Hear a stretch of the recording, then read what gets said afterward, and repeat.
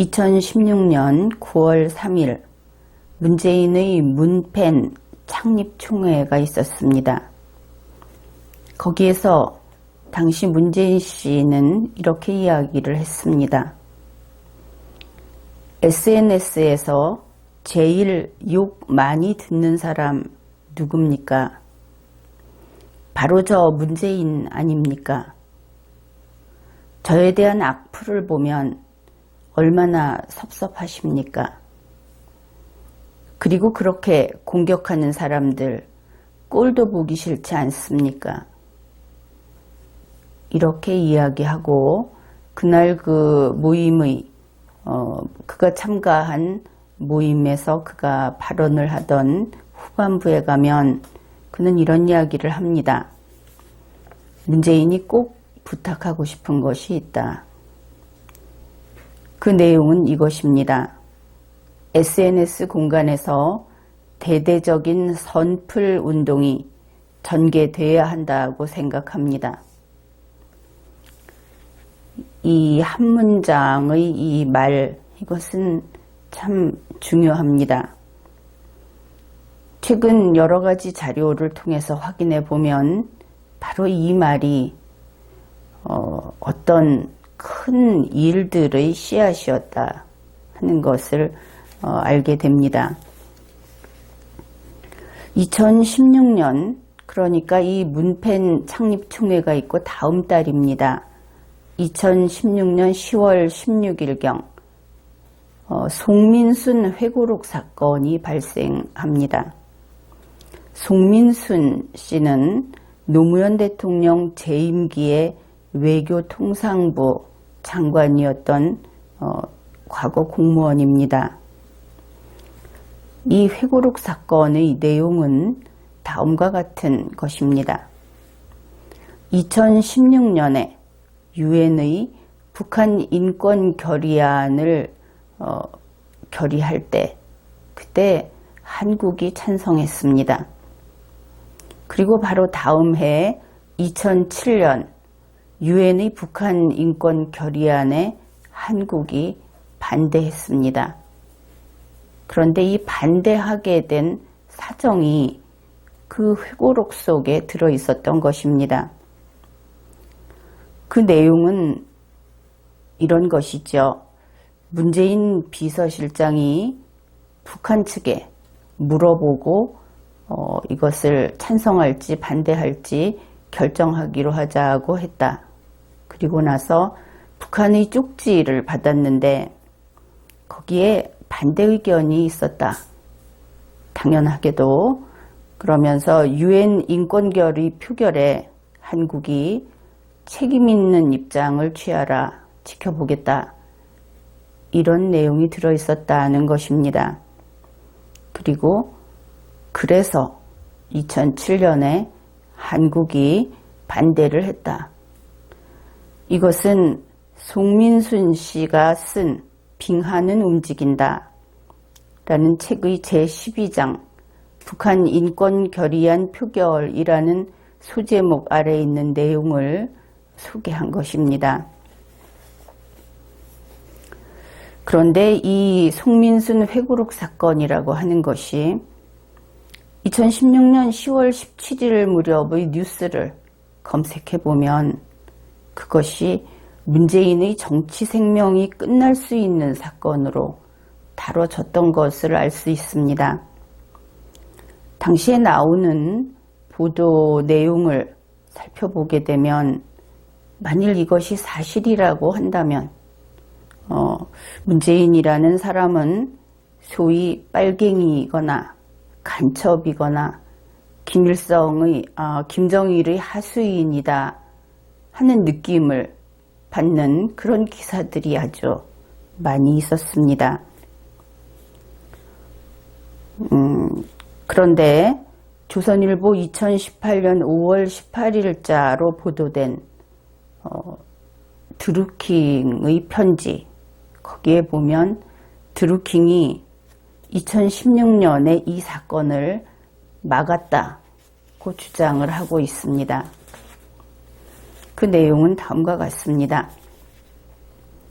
2016년 10월 송민순 회고록이 터졌을 때 모든 회원들이 밤잠을 못 자고 10여일을 댓글과 추천을 달아서 사태를 막았다. 10여일이라고 한다면 2016년 10월 16일 내지 17일로부터 열흘 후인 26일 내지 27일 그동안 밤잠을 못 자면서 이런 댓글 작업을 해서 문재인이라는 정치인의 정치 생명이 끊길 수도 있는 엄청난 위기를 막았다고 하는 것입니다. 그런데 이와 관련해서 이들이 정말 그러한 일들을 했는가 하는 것을 과연 그랬다 하고 뒷받침해주는 기사들이 있어서 그것을 함께 살펴보기로 하겠습니다. 이 내용은 조선일보 2018년 4월 19일 뉴스의 내용입니다. 그리고 여기에서 다루고 있는 것은 2017년 3월 6일 경인선 블로그라는 곳의 글입니다. 이 경인선이라고 하는 것은 약자인데 문재인 청와대 대통령의 아내인 김정숙 여사가 경인선 간다 하고 반복해서 소리를 지르는 그 동영상으로 우리 국민들에게 아주 잘 알려진 그러한 곳입니다. 거기에서 경인선 블로그에 있는 글입니다. 2016년 9월 3일 문재인 팬클럽 문팬 창립총회에서 문재인 전 대표의 아주 의미심장한 전 대표는 아주 의미심장한 부탁을 하십니다. 이 말씀의 의미가 경인선을 태동하게 하였고 여기까지 오게 하였습니다. 여기에서 문재인 전 대표의 아주 의미심장한 부탁, 그것은 바로 우리가 조금 전에 살펴보았던 SNS 공간에서 대대적인 선풀 운동이 전개돼야 한다고 생각합니다. 라고 말한 문재인 씨의 발언이었습니다. 그것을 알 수 있죠. 물론 조선일보도 같은 내용으로 보도하고 있습니다. 그런데 마침 살펴보니까 이 경인선 블로그가 개설된 것이 이것도 언론에 보도된 내용입니다. 2016년 10월 18일 그러니까 송민순 회고록 사건이 발생하고 하루 이틀 뒤로 되어 있습니다. 그뿐 아니라 경인선 블로그의 그 주소 이름이 선풀운동 이렇게 되어 있습니다. 이 선풀운동이라고 하는 네 글자는 당시 문재인 씨가 대대적인 선풀운동이 전개되어야 한다 하는 바로 그 용어 그대로인 것을 알 수 있습니다. 그런데 역시 그 뉴스가 전하는 바에 의하면 경인선 블로그의 그 글을 쓰는 필명 경인선이라는 자가 댓글 작업을 지시하는 내용이 상당히 흥미롭습니다. 그러니까 댓글 작업을 지시하는데 어떻게 댓글 작업을 하라 하는 그 방법을 알려주는 것인데 요약을 하면 이렇습니다. 문재인을 편드는 댓글을 써라. 문재인을 편드는 댓글이 있으면 공감 혹은 추천을 눌러라. 문재인을 편들지 않는, 그러니까 그 반대편에 서 있는 댓글에는 반대 혹은 비추천 이런 것을 눌러라 하는 것이 댓글 작업의 방법으로 제시되어 있습니다. 어떻든 이와 같이 드루킹이 편지에서 이야기했고 또 여러 건의 그 뉴스 보도를 살펴보게 되면 송민순 회고록 사태를 드루킹과 그 회원들이 이렇게 열흘이 넘는 그런 기간 동안 밤잠을 안 자면서 댓글 작업을 해서 막았다 하는 것이고, 그것이 사실이라면 드루킹과 회원들은 문재인 씨의 생명의 은인이다, 이렇게 이야기할 수 있을 겁니다. 정치인에게 있어서 정치적 생명은 또 하나의 중요한 생명이니까 말입니다. 드루킹은 편지에서 다음과 같은 이야기도 했습니다. 2016년 9월부터 저희가 갑자기 선풀운동을 펼치게 된 데는 사연이 있습니다. 역시 이 선풀운동이라고 하는 통일된 용어를 사용하고 있다 하는 것도 기억해 두십시오. 드루킹의 편지 내용입니다. 2016년에 이르러서, 이때가 9월보다는 이전인 것을 알 수 있죠.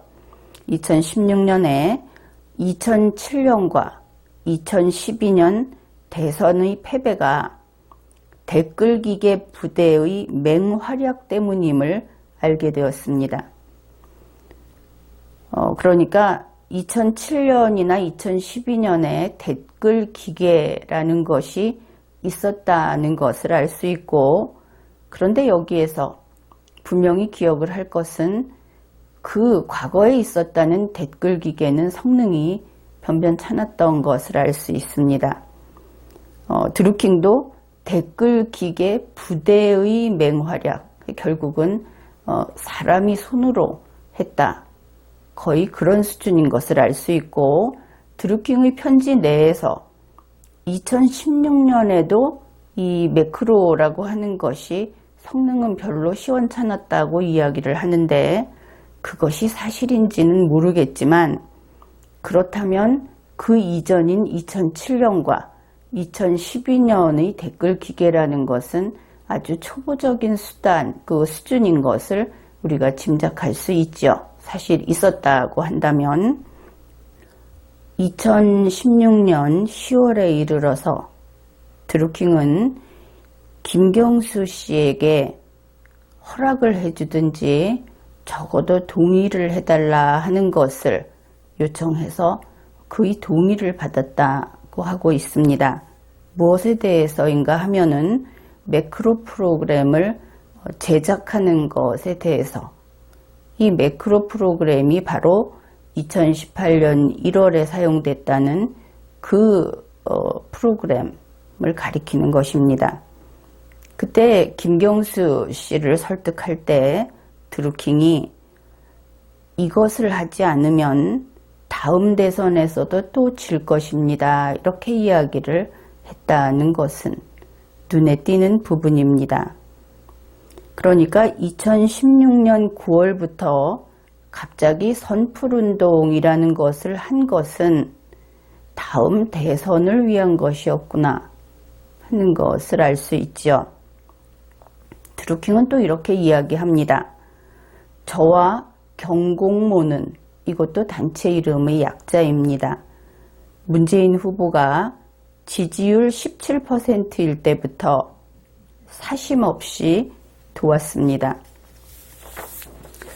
이 사람은 그 기사 한 건이 어떻게 되는지 하는 그런 것과는 어차피 관계가 없고, 또 선풀운동이라고 하는 그 이전부터 있던, 다시 말해서 SNS에서 고운 말 쓰기, 이것과는 관계가 없다 하는 것을 아주 분명하게 보여주고 있습니다. 드루킹은 또 우리의 관계는 자연스럽게 대선으로 이어졌으며, 이렇게 편지에서 밝히고 있습니다. 이 우리의 관계라는 것은 드루킹과 회원들, 그들, 그 다음에 김경수 씨의 관계를 이야기합니다. 그러면 어떤 관계인가? 드루킹이 자기들 팀이 선풀운동을 한 그 결과, 또 그 과정, 이것을 김경수 씨에게 보고를 했고, 김경수 씨가 그것을 확인하고 피드백을 줬다 하는 그런 관계를 라고 편지에는 밝혀져 있습니다. 이것을 요약하면 매크로 프로그램을 사용하고 그리고 댓글 부대 활동을 한 이것을 합한 선풀 운동이라고 하는 것이 2016년 9월에 갑자기 시작해서 2017년 5월 9일 선거까지 이루어졌다 하는 것을 우리가 편지에서 알 수 있습니다. 2016년 9월 갑자기 그러면 어째서 갑자기 라고 했는지 그들은 2017년 대통령 선거에서 반드시 승리하기 위해서 김경수 씨를 설득할 때 했던 말을 기억해내면 될 것입니다. 대선에서 반드시 승리하기 위해서 그 과거에 있었던 2007년과 2012년에 있었다고 하는 댓글 기계 그 존재를 알았고 이들에게 그 댓글 기계가 있었을지도 모르겠습니다. 그 다음에 10월에 매크로 프로그램을 제작했다. 그 다음에 9월부터는 선풀운동을 했다.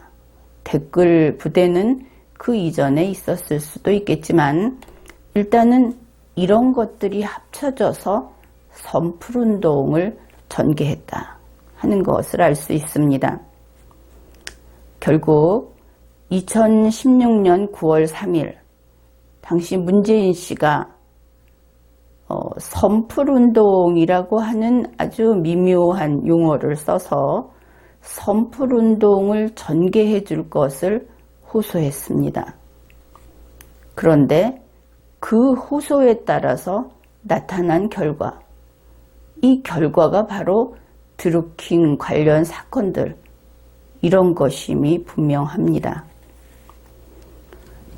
우선은 편지에서 이 선풀운동이라고 하는 것을 출발점이다. 그리고 그것이 어떤 그 함의가 있는 것인지 이러한 것들은 매우 중요하고 그 뜻을 그 내용을 규명하는 것 그것은 이번 이 큰 문제를 푸는 중요한 토대라고 생각을 합니다.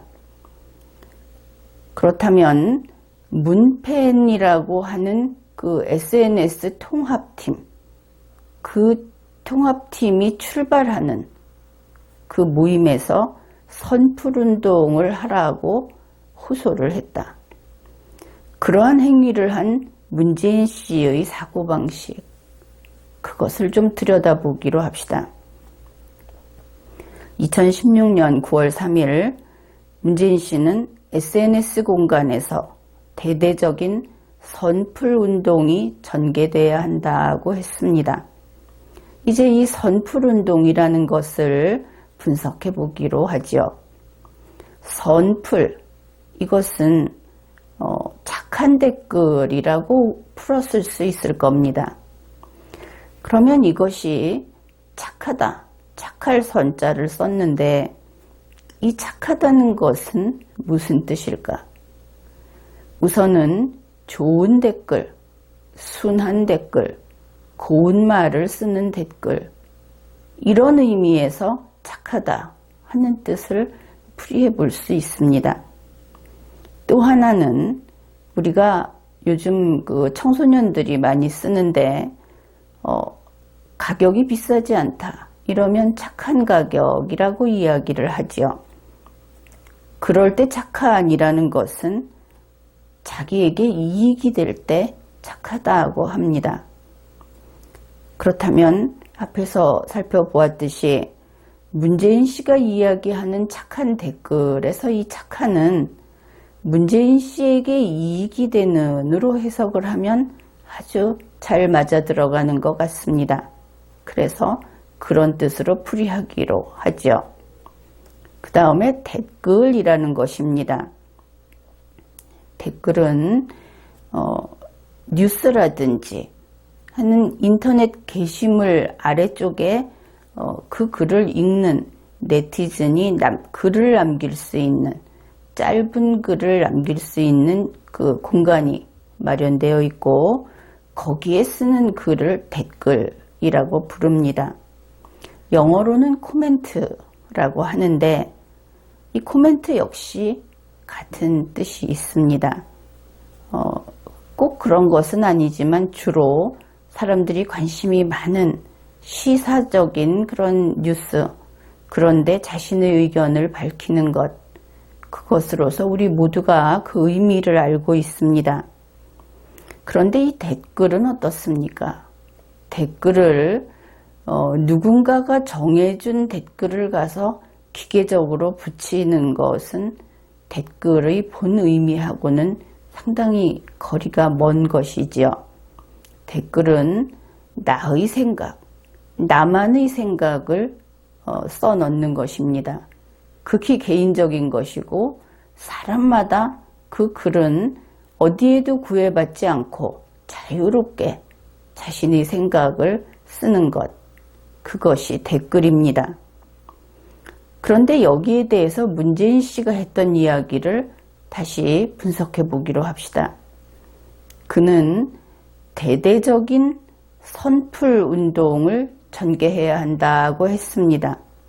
결국 그는 대대적인 댓글을 써야 된다고 한 것입니다. 대대적인 댓글이라는 것은 집단 행위이고 이것은 극히 개인적인 댓글의 그 본뜻에 어긋나는 것입니다. 댓글을 자기의 목적을 위해서 수단으로 쓰는 것을 알 수 있습니다. 그는 대대적인 댓글을 운동으로 전개해야 한다고 했습니다. 대대적인 댓글 운동은 이 운동이라는 말에서 나오듯이 역시 집단적인 행위입니다. 개인이 자유롭고 독특한 자신의 의견을 밝히는데 그 댓글의 존재 의의가 있는 것인데 그것을 대대적인 댓글 운동으로 전개하라. 그렇다면 여기에서 또 댓글의 본뜻에 어긋나는 댓글을 악용하는 그러한 의도가 선명하게 드러난다고 하겠습니다. 그래서 당시 문재인 씨는 우리 이 민주주의라고 하는 이념을 채택한 국가에서 개인이 모두 다르고 개인은 타인을 존중하고 타인의 그 사상, 그 머릿속을 관여하지 않는, 통제하지 않는 것을 원칙으로 하는 이 민주주의에 반하는 행위를 한 겁니다. 개인의 내심의 문제, 개인의 신념의 문제, 사상의 자유, 표현의 자유 문제를 이것을 집단적인 어떤 전략으로, 투쟁 전략으로 사용할 것을 호소한 것이죠. 이 부분에 대해서 범죄 요건을 충족하는지 검토해 보아야 할 것입니다. 이제 문재인이라는 그 정치인이 말하는 선풀이 무슨 의미인가 하는 것을 다시 확인해 봅시다. 문재인 씨가 말하는 선풀, 착한 댓글, 그것은 국민들이 생각하는 고운말 쓰기가 아닙니다. 이 문팬들이 하는 이야기가 선풀로 악플을 정화하자 이런 이야기를 합니다. 그것은 예를 들면 이런 것이죠. 과거 특정 종교의 사제, 신부 같은 사람이 비신자, 비신도를 불태워 죽이면서 정화시켰다. 이제 이들은 구원을 받은 것이고 천국에 갈 수 있다. 이렇게 이야기할 때 정화시켰다. 이런 것입니다. 그래서 이런 이야기를 하는 자들은 도덕감이 없다.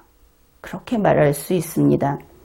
자기가 믿고 자기가 주장하는 것만 옳고 거기에서 어긋나면 사람의 생명조차 아무렇지도 않게 여기는 그러한 사람들은 대한민국의 헌법 질서 안에서 아직 교육을 한참 더 받아야 되는, 그래서 그 공적인 생활을 할 수 없는, 능력이 없는 그런 사람들이라고 할 수 있습니다. 어떻든 선풀로 악풀을 정화하려면 그 문재인 씨가 말하는 선풀이라고 하는 것은 문재인 씨에 대한 악풀을 이기는 것이어야 하겠지요. 결국 문재인 씨의 선풀은 악풀보다 더 힘이 세야 할 것이고, 악풀을 이겨내는 센, 그래서 상대방의 입장에서는 역시 악풀이 될 것이기 때문에 문재인 씨의 선풀은 악풀보다 더 센 악풀이다. 이것이 분명합니다. 댓글 가운데 문재인 씨에게 적대적이고 문재인 씨가 느끼기에 문재인 씨에게 증오감을 나타내는 그러한 댓글에 대해서 그는 또 이렇게 이야기를 합니다. 적대하고 증오하는 분열을 만드는 말, 그것이 이제 악플이 되겠죠. 이러한 댓글을 다는 것은 이적행위라고 할 수 있다. 2016년 9월 3일에 한 이야기입니다. 그래서 이 전후 사정을 따져보면 당시 같은 그 진보 진영이라고 하는 혹은 좌파 진영이라고 하는 그쪽에서 문재인 씨를 공격한다든지 어떤 이슈마다 또 민주당 내에서 문재인 씨를 공격하는 댓글이 있을 때 그것을 이적행위라고 문재인 씨가 말했다 하는 것입니다. 그러니까 이러한 것들을 선풀로 정화하자. 결국은 반대편하고 싸워서 이기자 이런 이야기겠죠. 문재인 씨는 악플은 앞에서 이야기했던 그와 같은 악플은 적대의 말이고 증오의 말이고 이적행위다. 자기에 대한 악플은 이렇게 이야기를 했습니다. 물론 2016년 9월 3일에 한 이야기입니다. 그런데 2018년 1월 10일 신년 기자회견에서 문재인 씨는 다른 입장을 보였습니다. 그때 조선일보 기자가 문팬의 악플에 대해서 좀 그러지 말라고 이야기를 해주면 안 되겠느냐 이러한 질문을 했습니다. 문팬의 악플, 그것은 정말 악명 높은 것이지요. 그런데 여기에 대해서 문재인 씨는 이런 이야기를 합니다. 활발하게 많은 댓글을 받는 것이 익숙하지 않은 모양이다. 근데 이 악플 테러를 활발하게 많은 댓글을 받는 것이다 하고 참 곱게도 표현을 했지요. 그 다음에 자기는 그런 글들을 그냥 국민들의 다양한 의사표시다 이렇게 받아들인다고 하면서 기자들도 나처럼 담담하게 생각을 해라. 너무 예민할 필요 없다. 이렇게 답변을 했습니다. 다양한 국민의 의사표시여서 담담하게 생각한다. 2016년에는 적대적이고 증오의 말이고 이적행위라고 펄펄 뛰면서 그것을 선풀로 그런 것을 선풀로 다 덮어야 한다. 그렇게 선풀운동을 호소했던 문재인 씨가 이렇게 이야기를 했던 것이지요. 이것을 보면서 국민들은 문재인 씨의 이러한 태도에 대해서 이때는 문재인 보궐 대통령이었습니다. 이것을 보면서 사람이 참 얼굴이 두껍구나 그런 반응도 있었고 어떻게 문팬이라고 하는데 저렇게 무책임하고 저런 식의 이야기를 할 수 있을까?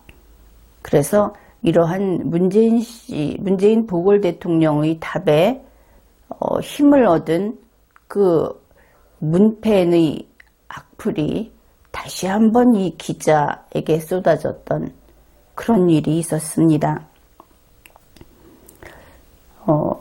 문재인 씨는 직업이 변호사라고 누누이 이야기를 했습니다. 변호사가 어떤 직업인가? 그것은 거의 3D 업종이라고 할 정도로 사람의 그 사고 체계에는 안 좋은 영향을 많이 받게 되는 그러한 직업군입니다. 특히 우리나라에서는 과거에 그 법 집행을 하면서 그 절차적 정당성을 제대로 지키지 않았던 그런 약점이 있죠. 그런 어두운 면이 분명히 있었습니다. 그러한 역사는 어느 나라나 발전 과정엔 있는 것인데 특히 인권 변호사라고 알려진 사람들은 그런 그 국가의 어두운 부분, 그쪽 영역에 있는 고객들을 많이 상대하게 됩니다. 그런데 이 변호사라는 직업은 어떤 문제가 있느냐 하면은 우리가 법을 지켜야 한다 하는 쪽이 아니고 법을 어겼을 때 그것이 어쩔 수 없이 어겼다고 하는 것을 설득하는 그것을 주로 하는 직업입니다. 그러다 보니까 예를 들어서 과거에 간첩죄로 유죄 판결을 받은 사람들이 있지요.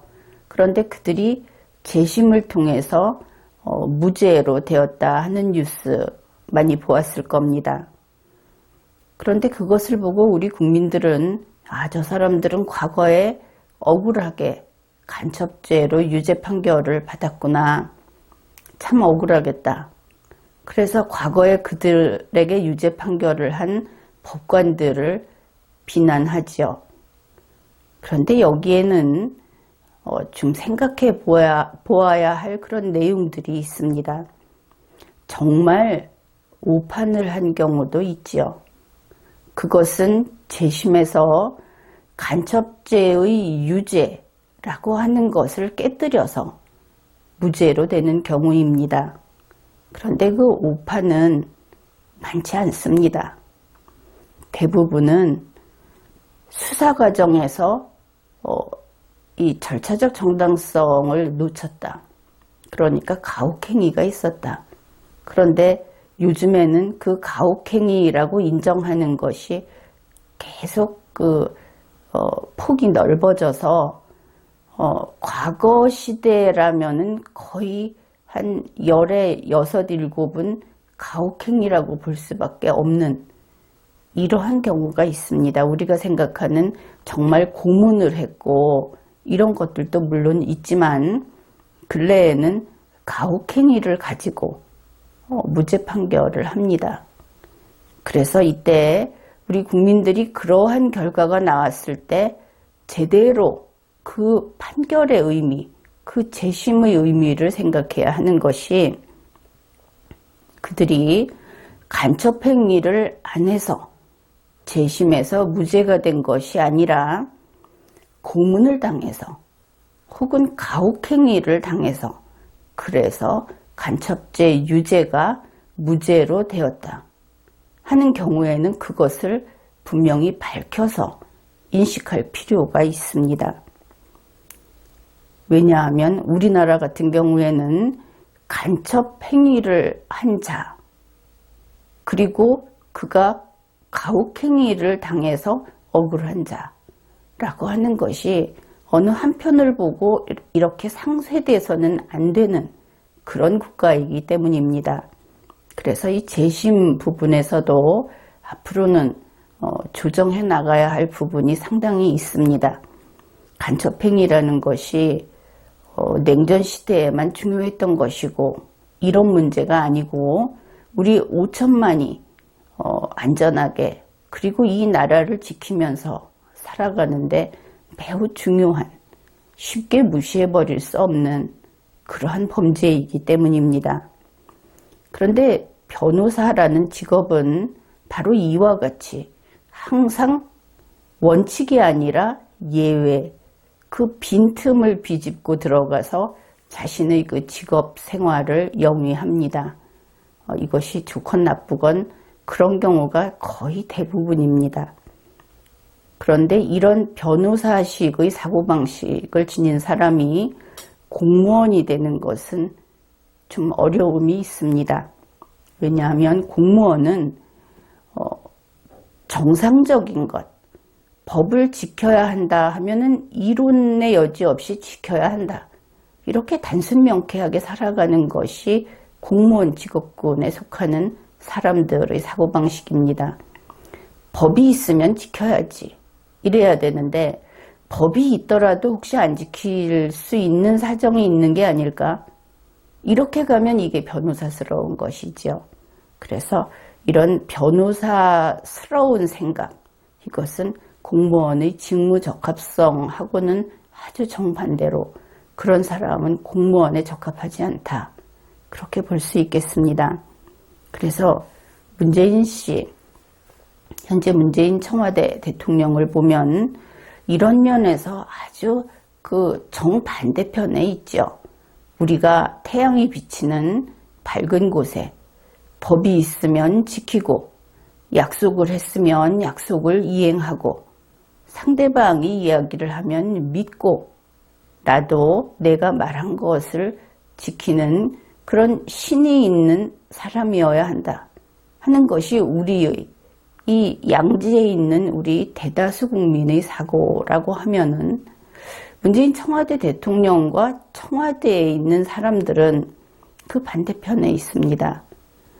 약속은 깨라고 있는 것이고 상대방이 약속을 하면 항상 안 지킬 수도 있는 것이고 내가 약속을 하면 그것은 언제라도 변경할 수 있는 것이고 아주 꼬이고 꼬인 음지에 사는 사람들이 그들인 것이죠.